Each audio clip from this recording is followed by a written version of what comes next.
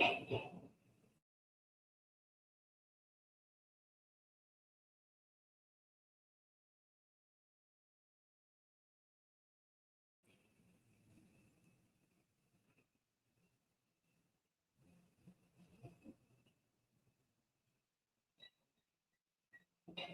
everyone, welcome to another Q&A live with me, Shakina. I'm here for the next hour to answer all of your OET questions. If you're new to one of these sessions, the format is pretty simple. If you have a question you would like to ask us, feel free to put it in the chat or the comments, wherever you're joining from, whether that's Facebook or YouTube. And it doesn't matter what question that is. It can be a simple question, it can be a silly question, whatever is on your mind. We want to hear what your questions are. And so put that question into the chat or the comments, and then I'll receive that question here, and I'll try my best to answer as many as possible in the next 1 hour. So as I wait for some of you to put your questions in, I'm going to talk about a really wonderful resource that we have, and just to ask you in the chat to put to let me know if you've used our graded sample booklets, if you've heard of them, if you haven't heard of them, if you've used them or not. Let us know in the chat. These sample booklets are real writing and speaking samples from candidates just like you. They've answered one of our letters or role plays on this from our website samples, and we've had assessors give their comments on them and assign a grade. So you can see what a grade B looks like, for example, from your profession, by looking at one of the samples from this from the graded sample booklets. There's also some good ideas in the sample booklets for how you can use the samples that are there, how you can compare them with your own writing and or speaking, and get a good idea of what the assessors are looking for on test day. So I'm going to put a link to the sample booklets in chat right now.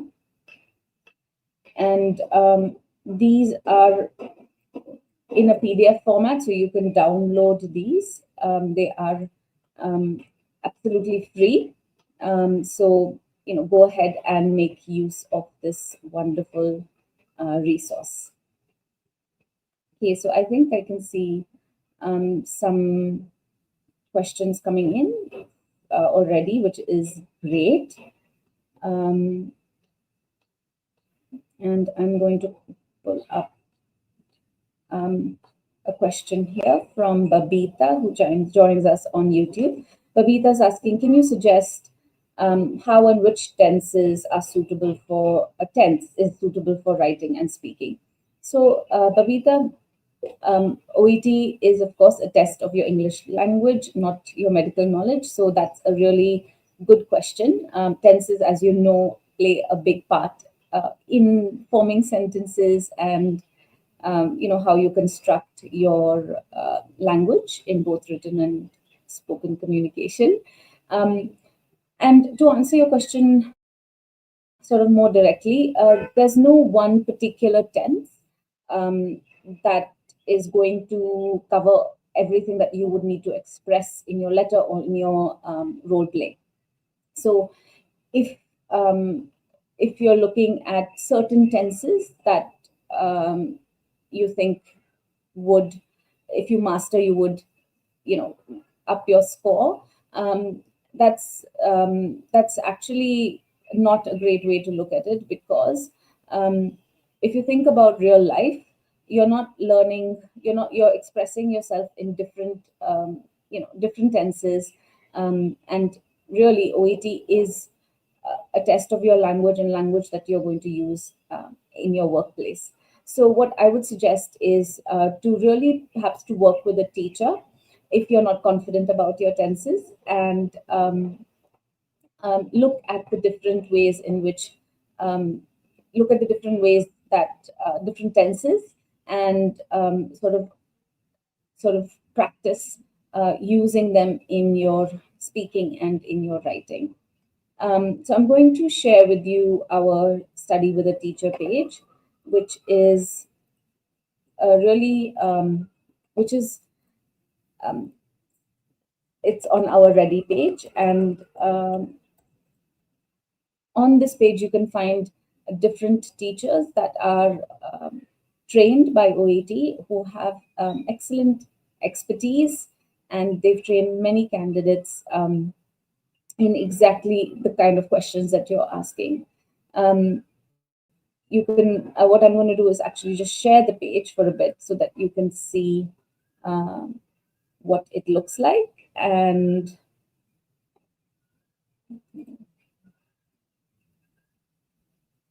so hopefully you can see that. So this is our study with a teacher page. You get to it from our Ready page, study with a teacher.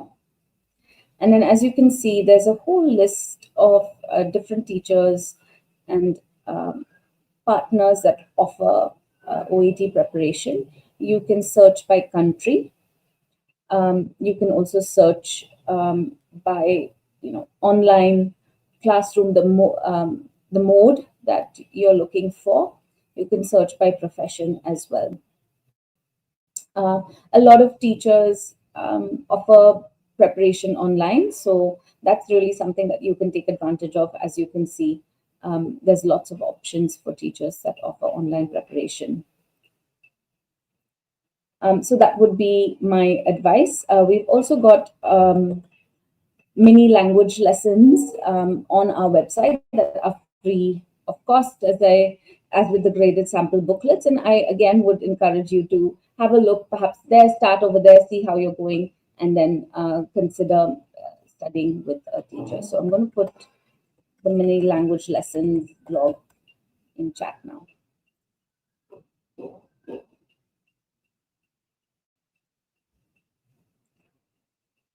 All right, I've got a question here from Pretty on YouTube saying, could you provide some tips for how to approach reading part A?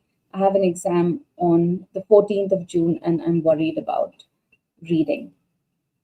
Sure, so I'm going to just put up my tips for reading part A for a moment there.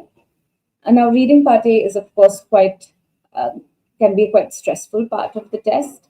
But remember that the timed pressure that's there, the 15 minutes that you have, is there for a reason.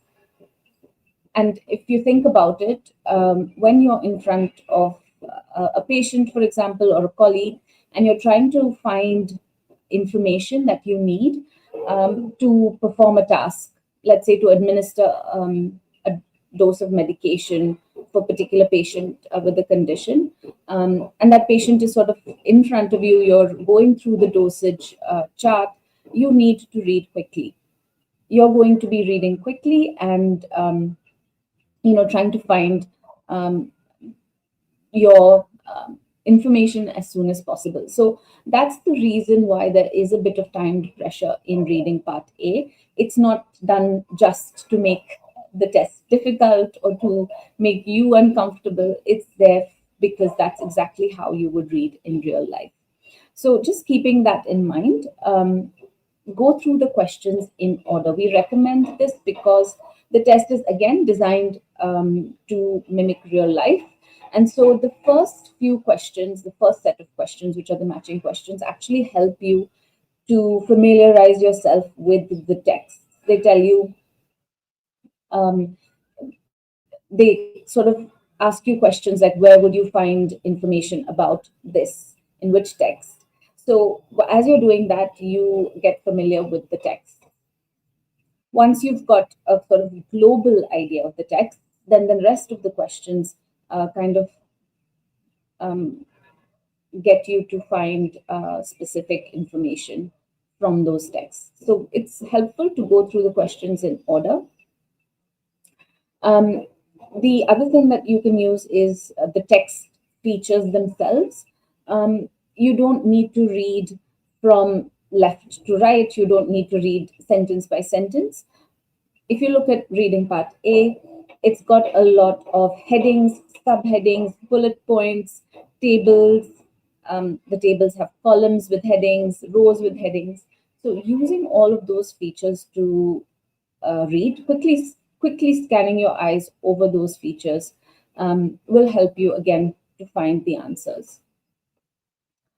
One tip that we would have that's a really important but often overlooked tip is to make sure that your spelling is 100% accurate. Sometimes you might actually just have the answer but lose marks unnecessarily because you haven't spelled it correctly. So all you need to do is to copy the answer exactly as it is from the text and spend a few extra seconds just making sure the spelling is correct.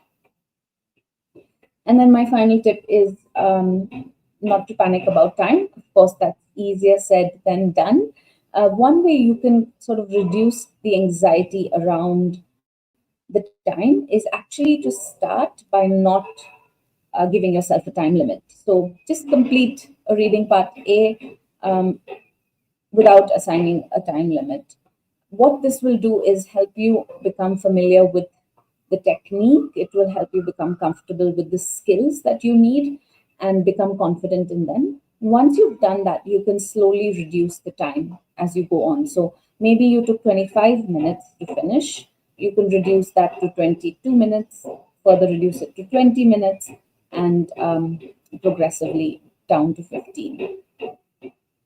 So those are my tips for reading part A.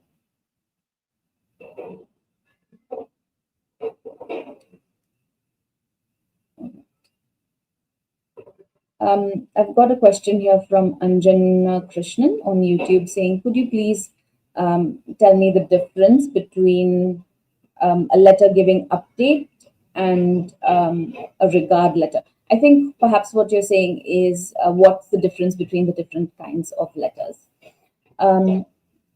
So it's important to remember in OET that you have, of course, three main types of letters.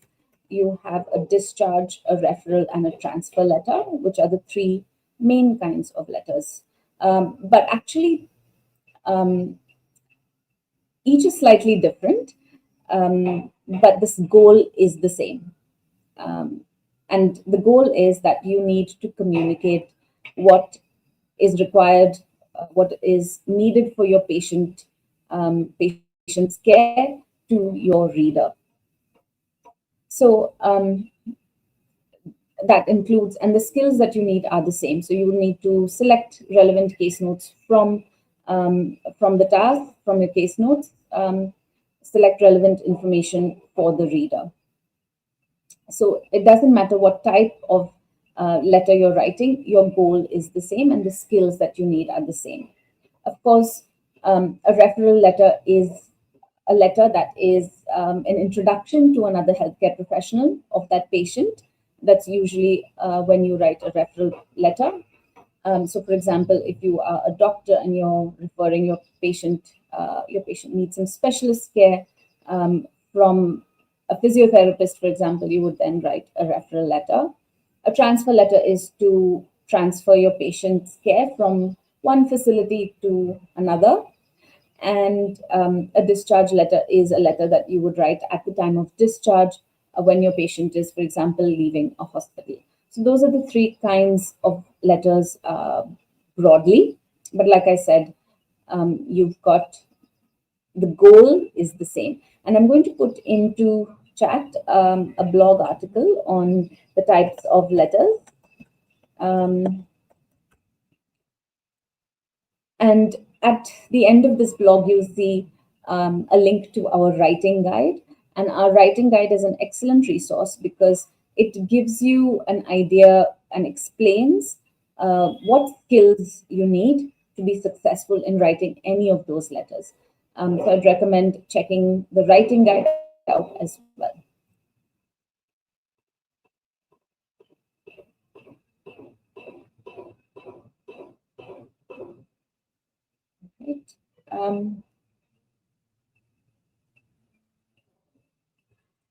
Right. I've got a question from KitKat on YouTube. Is it okay to use capital letters in listening and reading and then normal letters in the writing subtest? Yes, that's absolutely fine. The same assessors aren't grading your reading, listening, and writing. So obviously, they don't know what you've used in listening or reading, if that's what you're worried about.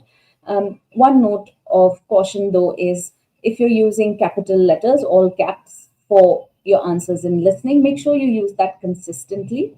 The same goes for reading. Make sure you use it consistently, because that is just easier for the assessor who's grading that particular paper to understand what you have written. Similarly, you can use all caps for writing too. Like I said, though, keep it consistent. But yes, absolutely, you can use a yes to your question.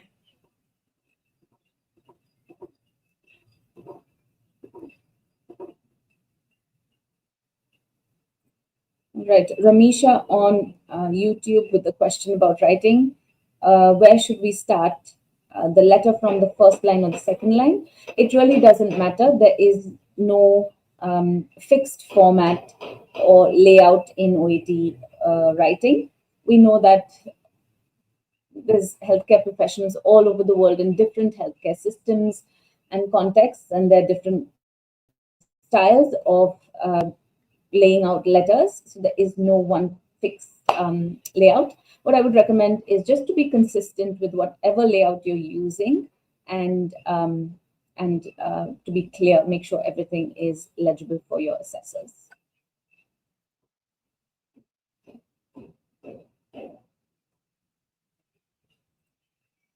All right, just coming to more questions.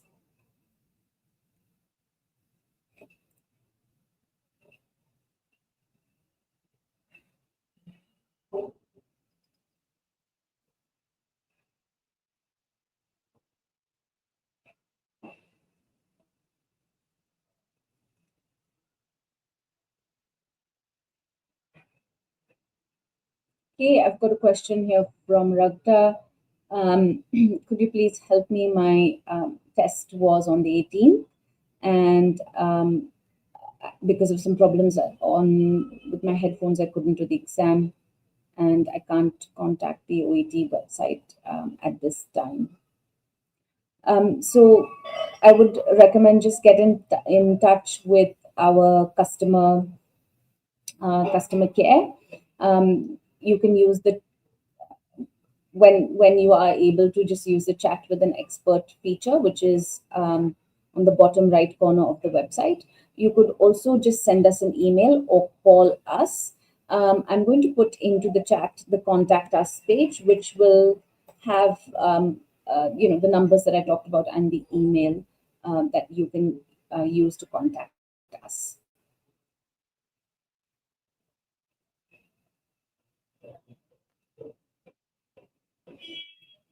Got a question here from Nishta. In case of an urgent referral, can we write the most recent findings first and then the past findings in the next paragraph? So Nishta, yes, you absolutely can. And that's a good way of writing that, because if you think about it, if the situation is urgent, if you put yourself in the shoes of a reader, of the reader, that is receiving your letter, they would want to know, the most important information first, and that's usually what has just happened to make the situation urgent. So that is a good way of approaching an urgent letter.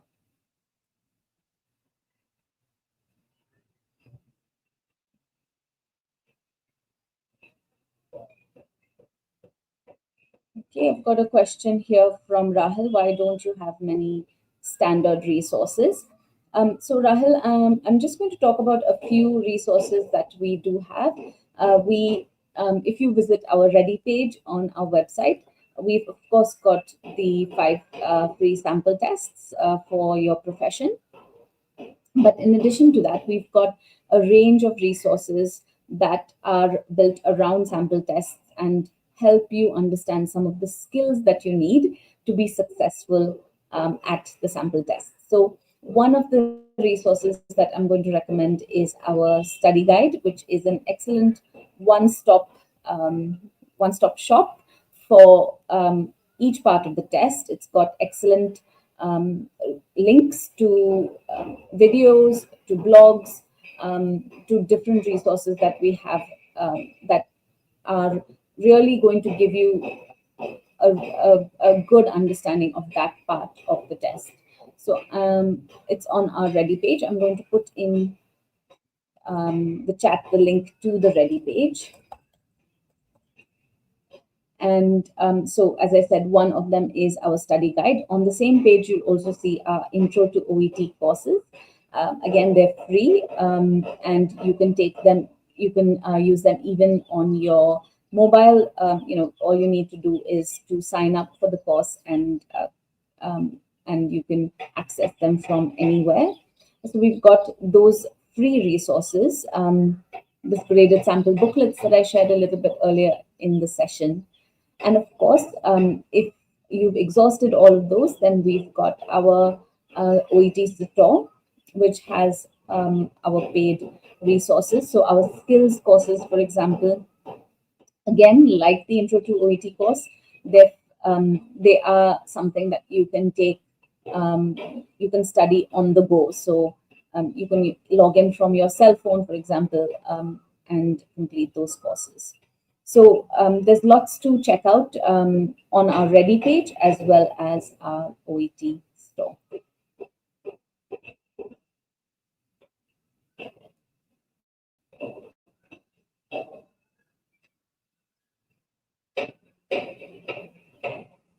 I've got a question here from Lulu. Could you please give us some suggestions about listening part A? So I'm going to just take your question off for a second, Lulu, and again bring up my tips. Hopefully you can see those. So with listening part A, you have 30 seconds to read the notes. While you're reading, while you have this reading time, it's a good idea to actually pay attention to the headings. The headings will tell you the flow of the conversation that's about to take place. So you will be able to know which topics are going to be talked about and in what order. So when the recording starts, you can use the headings to keep your place and not get lost. There's a lot in your question paper that will help you actually even before you start listening. So as I said, in the 30 seconds reading time, you can pay attention to the headings.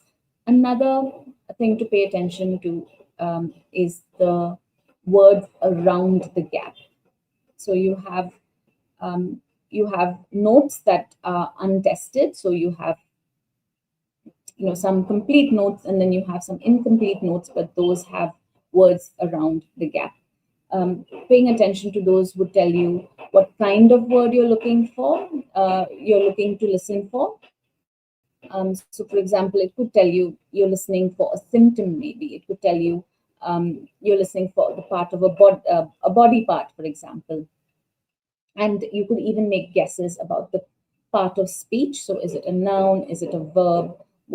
Is it an adjective, for example? What part of speech it could be. So paying attention to those and anticipating them before the audio starts is a good idea. With anticipating, remember, you don't need to put pressure on yourself to guess the exact word. You just need to get your brain to start thinking about what kind of word it would be.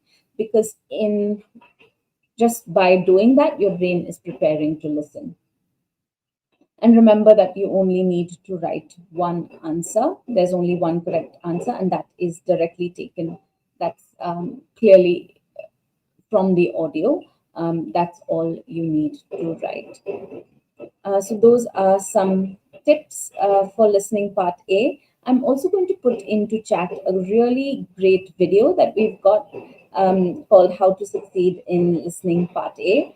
And it goes into some of the details of some of the tips I've mentioned, but it's also got really helpful tips on what you can do to avoid, wasting marks, for example, and other tips in there as well.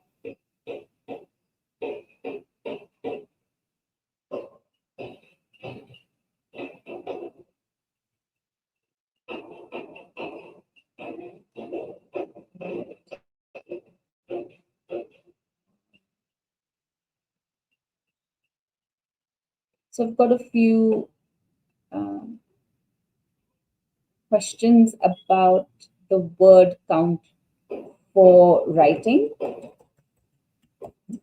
I'm just going to um, take those, just pull up one of the questions there.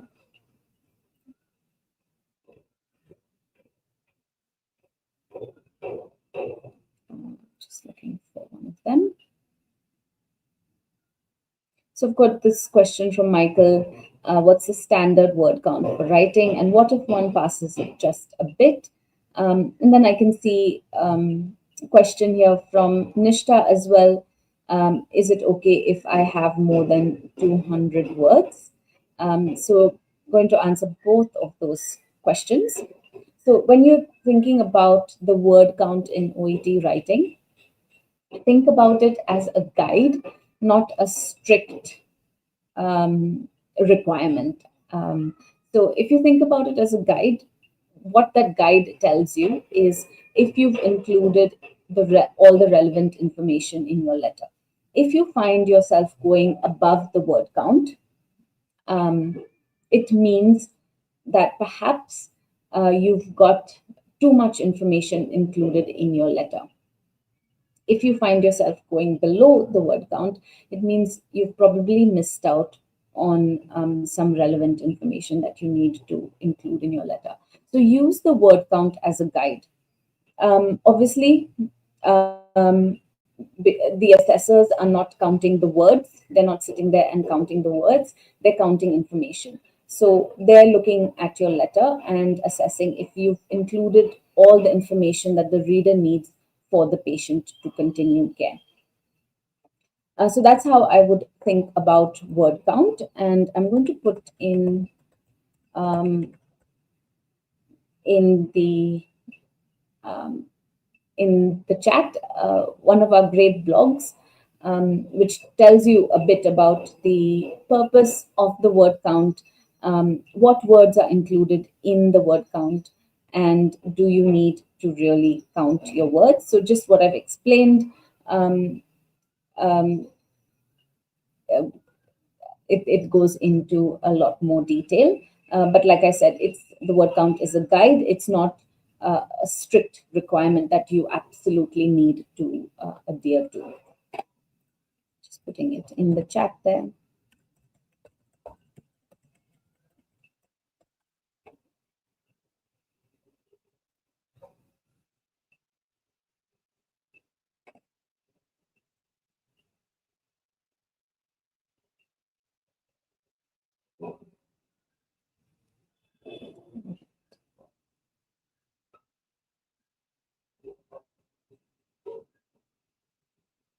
All right, so I've got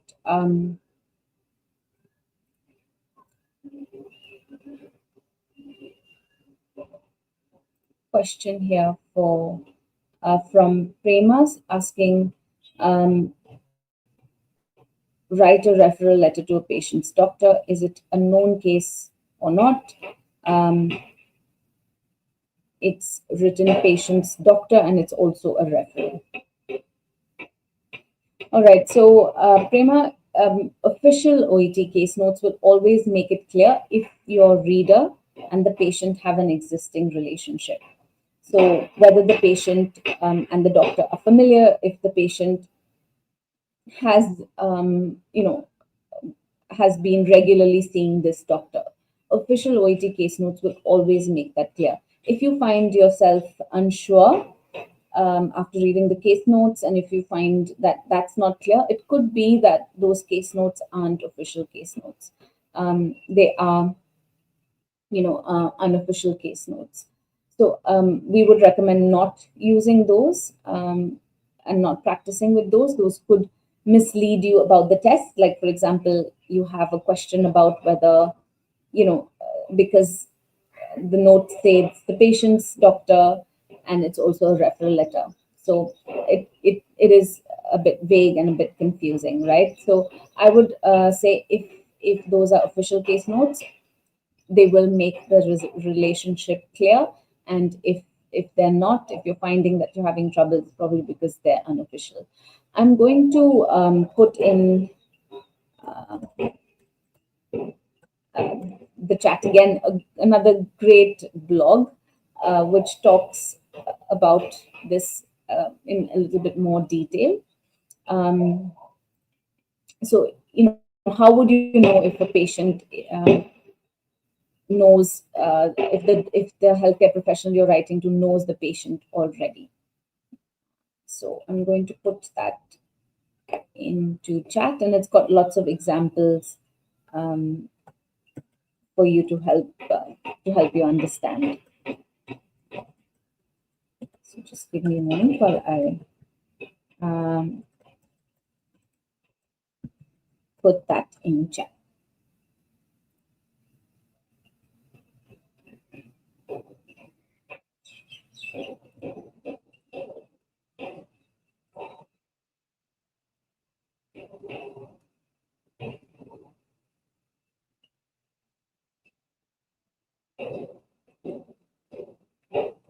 All right, so I'm going to pick up this question from Mide, saying, asking for the OET paper-based test, what would you advise to use during the writing module, a pen or a pencil?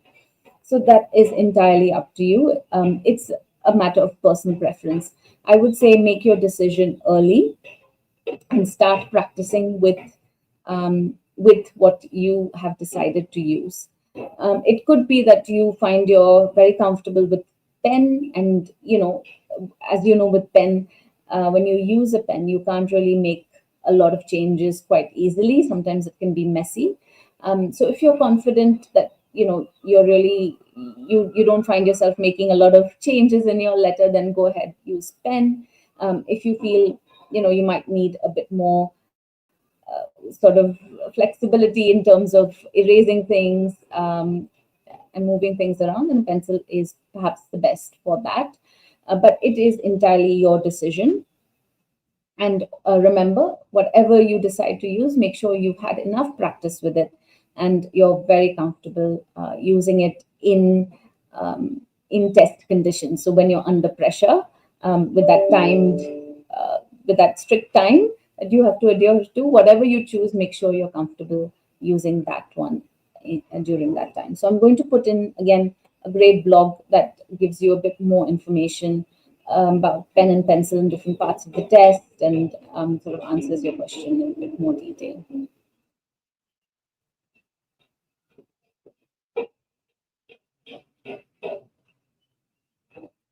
So Alia on YouTube's asking, for the listening test, is there time to check our answers after each section? So in both the computer-based and paper-based test, you do get time for checking your answers. So in the paper-based test, you get time at the end of listening part C to check your answers. And in the computer-based test, you get time after each section to check your answers. I would recommend trying one of our sample tests on our website. So whether that's a computer-based test or paper-based test, depending on which one you're taking, just to try it and see how that works for those two types of tests.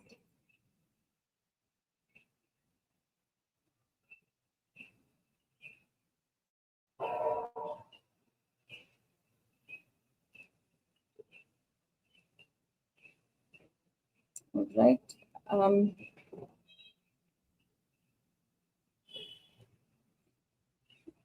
Another question from Alia about listening part A. Should I fill in the spaces in the paragraph directly or in a separate paper?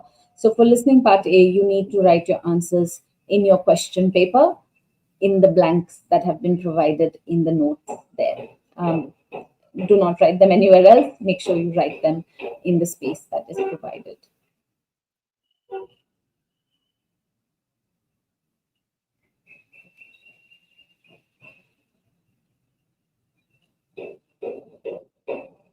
right. So Chand asking, can you explain 5 minute preparation during the speaking test? I think what you're asking is, Chand, can you give me some tips for the 3 minute preparation time that you have during the speaking test? So, if that's your question, that's a really good one, because that preparation time that you have is really, really quite important. Um, if I were you, I would look at the speaking roll card, obviously, but pay attention to the background information that is there. It's going to tell you two things: the background information. It's going to tell you what the problem is with the patient, who the patient is, and it could even give you tell you about what enough to help you understand what kind of mental state they're in. Are they calm? Are they worried? Are they anxious? So that is really important for you to keep in mind as you begin the role play. It really helps you understand and put yourself in the patient's shoes. The other thing that you could pay attention to during the preparation time is the verbs that begin each of the tasks that are there on the roll card. They help you understand what you really need to do in your role play. So, for example, if you need to explain something to your patient, for example, a procedure, you then know that there is information to be given, and that information can be broken down into different bits to make it easier for your patient. You could also check with the patient if they've understood that information, and ask them if they have any questions. So really paying attention to those verbs really helps you understand what sort of things, what sort of skills you need to demonstrate in the role play. Um, how you kind of do this is really up to you. You could, make notes or circle things that stand out to you, and then a third thing is just to kind of go over maybe in your head a little bit of how you would start the role play, because starting the role play is often gives you confidence about the rest of the role play. So making some mental notes about how you want to start the role play is also a good idea.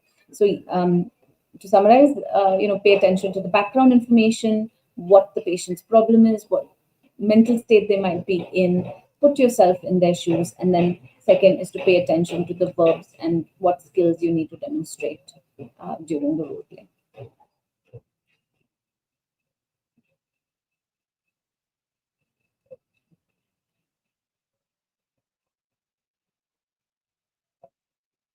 So I am looking for some new questions.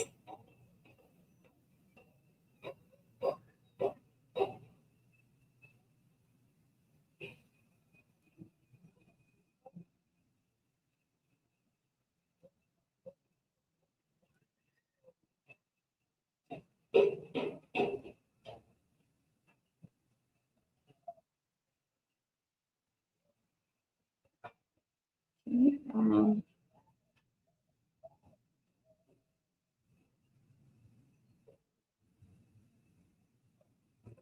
I've got a question here from Nishta. In case of listening and reading, is there an answer sheet available? So, is there a separate answer sheet available, or do you have to write the answers in the question paper itself? So, for listening and reading, all of your answers will be in the question paper itself, right? If you have a look at one of our sample tests, you'll see what the question paper looks like and where you can write your answers. So I'm just going to put into chat now our sample tests page. I would recommend going there and downloading downloading the question paper and having a look, perhaps even printing it out if you're taking the paper-based test, which I think from your question, it looks like you are. So printing it out and sort of having a look at where you need to write your answers for listening A, reading A, how that's presented. And then, of course, with your parts B and C for listening and reading, you need to shade the circle or the lozenge next to the answer that you have selected. So you have options. So, for example, in part B, you have three options A, B, C. You need to shade the circle next to the answer that you have chosen. That's your choice. Remember, when you shade the circle, you need to be very clear, fully shading it. No crosses, no ticks, because a computer reads your question paper for parts B and C, and it needs to be able to read the selection clearly. So make sure that you you fill it in correctly. Make sure you don't have a lot of scribbling or marking around the lozenge. Keep it clear, and make sure that you are not ticking or writing things around the lozenge.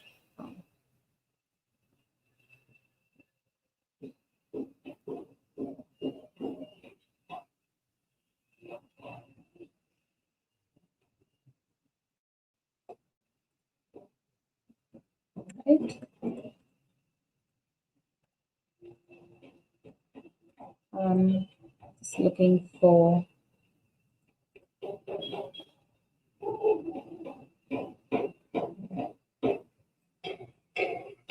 some new questions.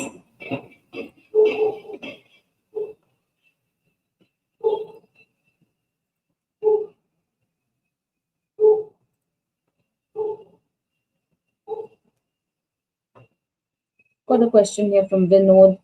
How many words do we write when the instruction is word or short phrase? So there is no maximum, but the instructions, like you said, it says to write a word or a short phrase, so you can expect it to be a small number of words. I just shared in chat the sample tests page. I would recommend going there and having a look at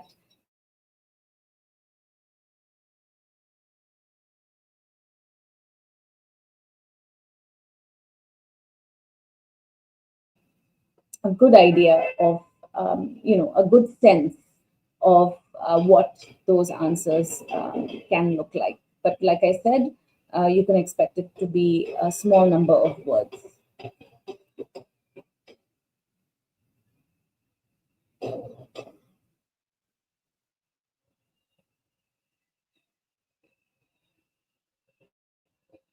All right, I've got a question here from Muradullah, saying, I'm facing some challenges with OET listening and reading.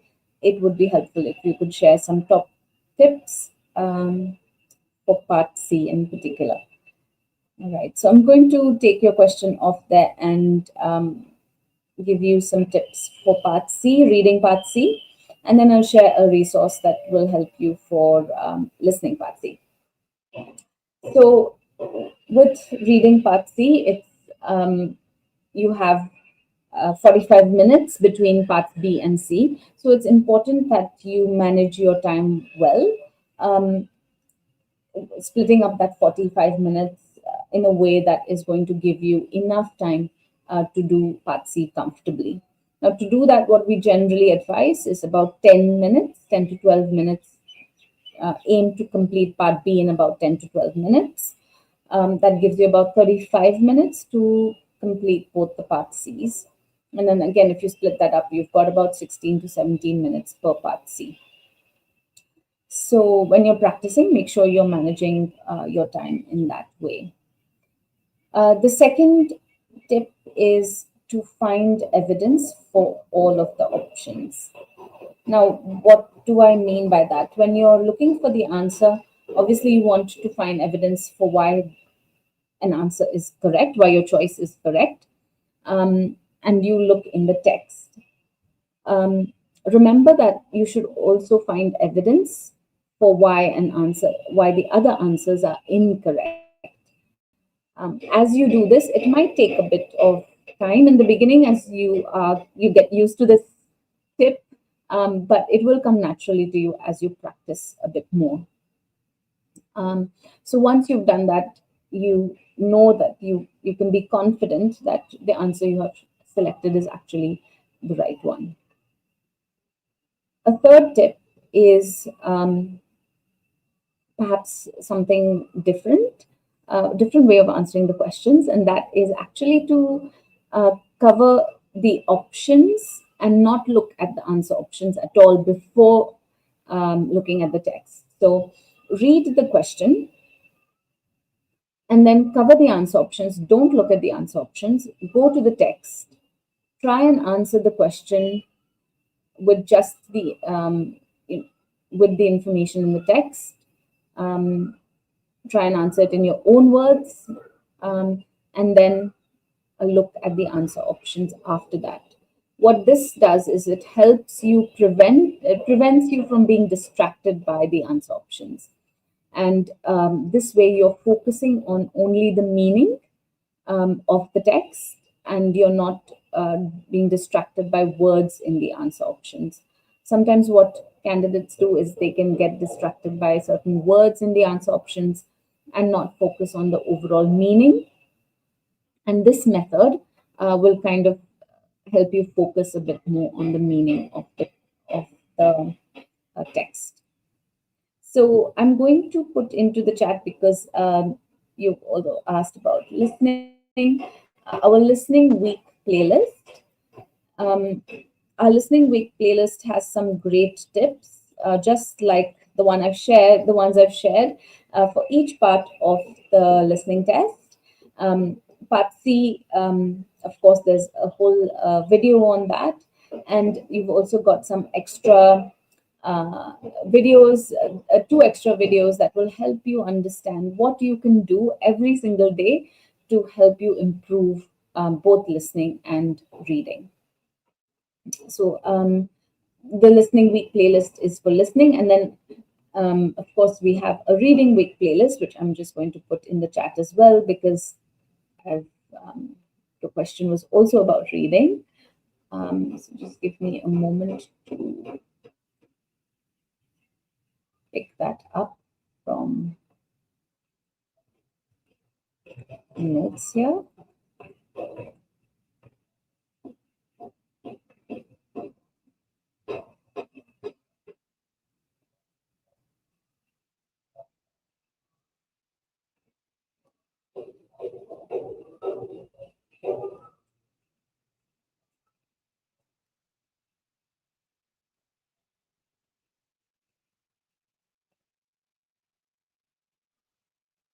All right, so I am going to just look at some newer comments.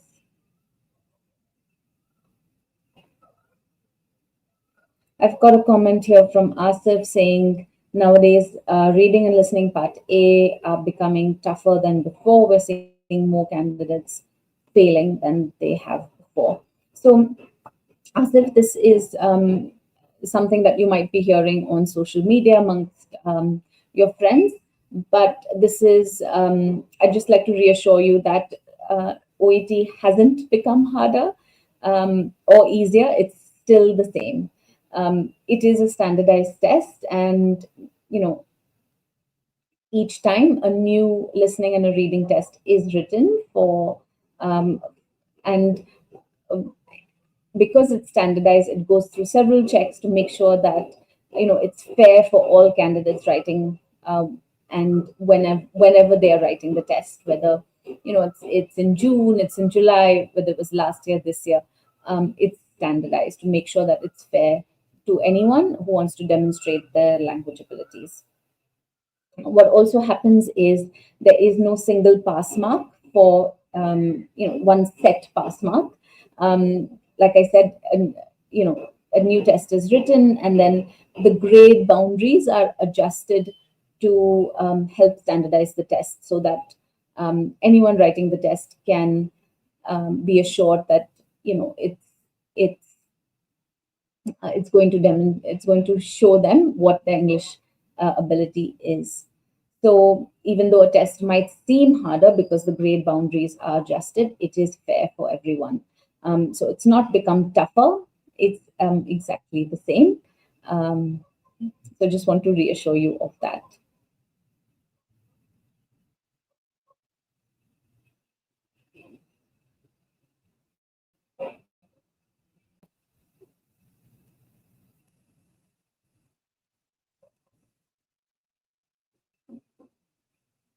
Okay, I've got a question here from Gilada.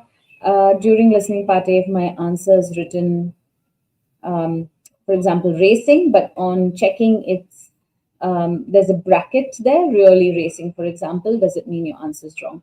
If you're referring to our sample answers and our answer keys on our website, anything written in brackets is optional. So if you include it, it's correct. If you don't include it, your answer is still correct. So anything in brackets is optional if you're looking at our official answer keys and samples.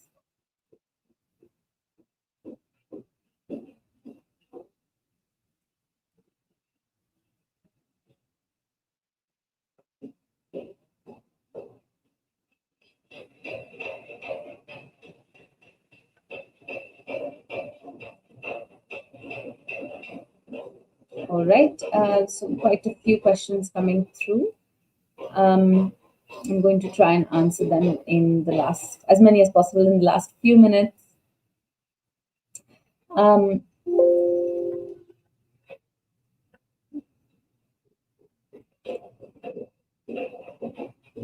all right.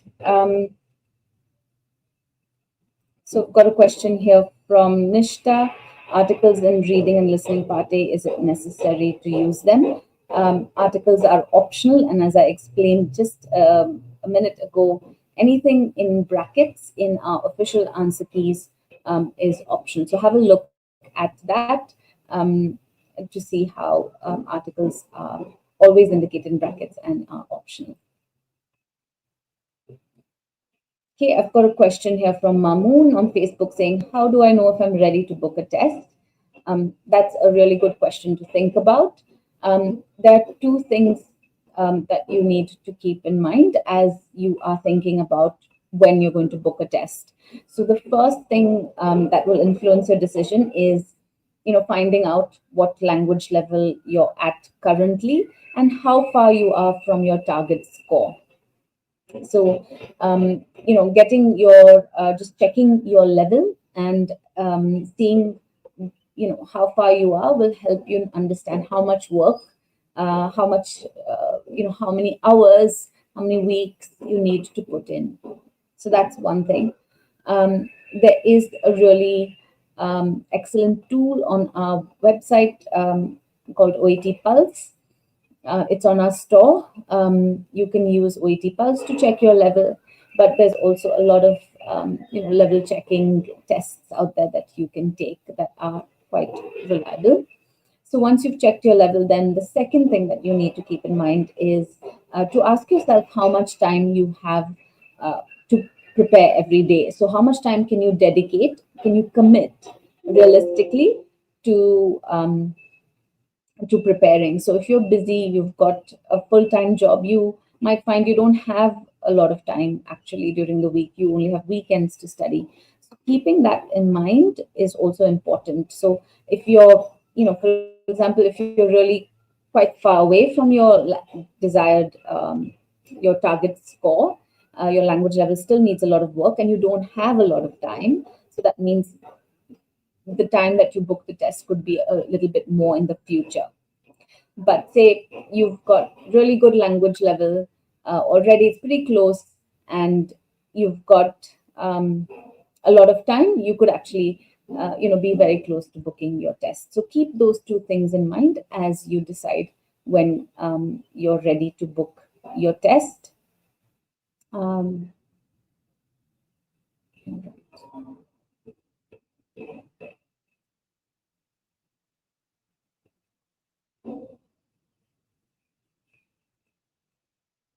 so we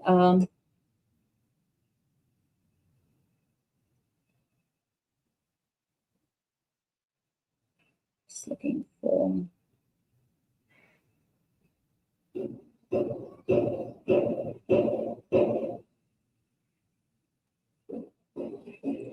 got a question here from Murad on Facebook saying, could you say something about feedback because we don't know our negative points after we receive the results? So, Murad, when you get your statement of results, you, of course, you get your letter grade, but you also get a numerical score. The numerical score is handy because it helps you understand really how far you were from your letter grade that you were aiming for. So that's a really good point of reference. What I would say about feedback, perhaps, is to do a couple of things. One is actually to reflect um, on your test and see, sort of just ask yourself what you did well, what you think you did well, what you didn't do so well, where you think you tripped up. And then working with a teacher is the second tip that I would like to share. A teacher, a trained teacher, um, I can share the link to our Study with a Teacher page again, will really be able to work with you to help you understand what your areas of strength and weakness are after you haven't achieved the scores that you want. So, working with the teacher is going to help you, especially give you feedback if it's writing and speaking, to give you feedback on the assessment criteria and which criteria you can focus on to improve your score.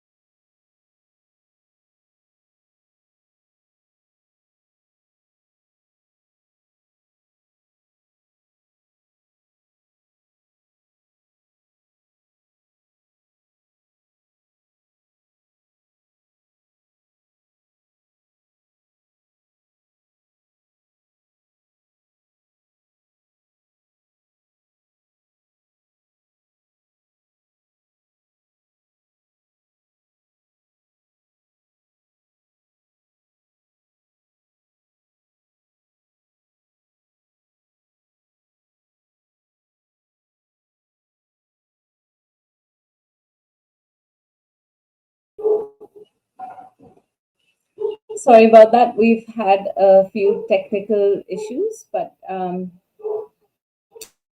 am back, and I think just we've run out of time actually. But what I can say is that we've got our next Q&A live, which is going to be hosted by my colleague Rebecca. And oops, I'll just take off that question as well.